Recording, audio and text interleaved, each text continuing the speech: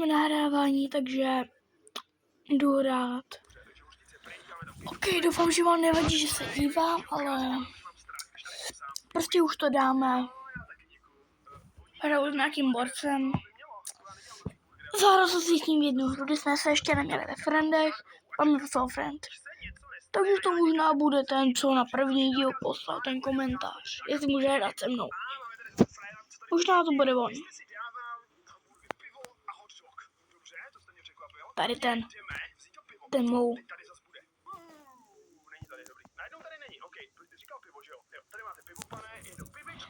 Já jsem úplně... Nebo víte vy co? Ozvu se vám, až to budu mít. OK, lidi, dali jsme to. Máme to. Po 21 000 letech to máme. Oh my god.